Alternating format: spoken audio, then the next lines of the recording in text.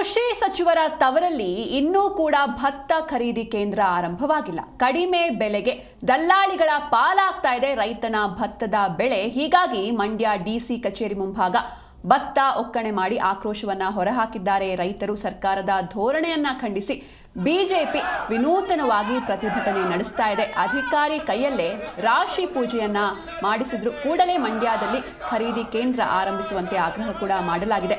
ಸರ್ಕಾರ ಕ್ವಿಂಟಾಲ್ ಭತ್ತಕ್ಕೆ 2389 ರೂಪಾಯಿ ನಿಗದಿ ಮಾಡಿದೆ. ಆದರೆ ದಲ್ಲಾಳಿಗಳು 2000 ರೂಪಾಯಿಗಿಂತ ಕಡಿಮೆಗೆ ಖರೀದಿಯನ್ನ ಮಾಡ್ತಾ ಇದ್ದಾರೆ. ರೈತರು ಅದನ್ನ ಸ್ಟೋರೇಜ್ ಕೂಡ ಸರಿಯಾಗಿ ಮಾಡ್ಕೊಳ್ಳೋದಕ್ಕೆ ಸಾಧ್ಯವಾಗದೆ ಅನಿವಾರ್ಯವಾಗಿ ದಲ್ಲಾಳಿಗಳ ಮೂಲಕ ಭತ್ತ ಮಾರಾಟವನ್ನ ಮಾಡ್ತಿದ್ದಾರೆ. ಇದರಿಂದ ರೈತರಿಗೆ ಭತ್ತ ಬೆಳೆಯಲು ತಗಲುವ ಖರ್ಚು ಕೂಡ ಸಿಗ್ತಾ ಇಲ್ಲ ಅಂತ ಆಕ್ರೋಶವನ್ನ ಹೊರಹಾಕಿದ್ದಾರೆ.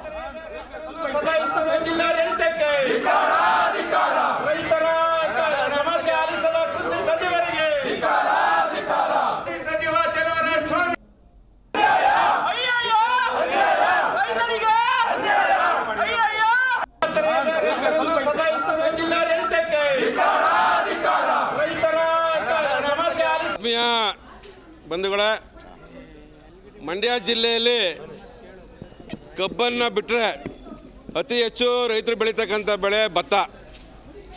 ಈಗಾಗಲೇ ಭತ್ತ ಕಟಾವಾಗಿ 1 ತಿಂಗಳಾಗಿದೆ. ರೈತರುಗಳು ಸಾಲ ಸೋಲವನ್ನು ಮಾಡಿ ಭತ್ತವನ್ನು ಬೆಳೆದಿರ್ತಾರೆ. ಆ ಸಾಲವನ್ನು ತೀರಿಸ್ಬೇಕಾದ್ರೆ, ಮನೆಗೆ ಕಷ್ಟ ಸುಖಕ್ಕೆ ಹಣವನ್ನು ಬಳಸಬೇಕಾದ್ರೆ ಬೆಳೆದಂಥ ಬೆಳೆಯನ್ನು ಬೇಗ ಮಾರಾಟ ಮಾಡಬೇಕು ಅಂತೇಳಿ ರೈತರ ಆಸೆ ಇರ್ತದೆ.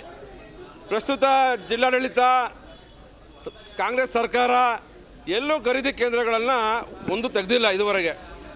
ಇವರ ಉದ್ದೇಶವಾದ ಇಷ್ಟೇ, ದಲ್ಲಾಳಿಗಳಿಗೆ ಅನುಕೂಲ ಮಾಡಲಿಕ್ಕೋಸ್ಕರವೇ ಈ ಸರ್ಕಾರ ಬಂದಂತಿದೆ ಅನ್ನುವಂಥದ್ದನ್ನು ನಾವೆಲ್ಲ ರೈತರು ಮನಗಂಡಿದ್ದೇವೆ.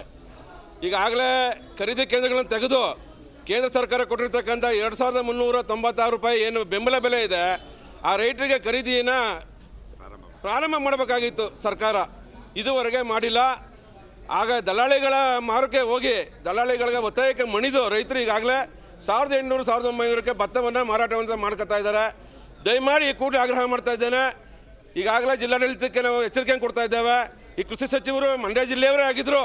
ನಮ್ಮ ಮಂಡ್ಯ ಜಿಲ್ಲೆ ರೈತರಿಗೆ ಇಷ್ಟೊಂದು ಅನ್ಯಾಯ ಆಗ್ತಾ ಇದೆ ಅಂದರೆ ಇನ್ನು ರಾಜ್ಯದ ರೈತರ ಪರಿಸ್ಥಿತಿ ಏನು ಅಂತೇಳಿ ನಾನು ಅವ್ರು ಕೇಳಲಿಕ್ಕೆ ಇಷ್ಟಪಡ್ತೇನೆ.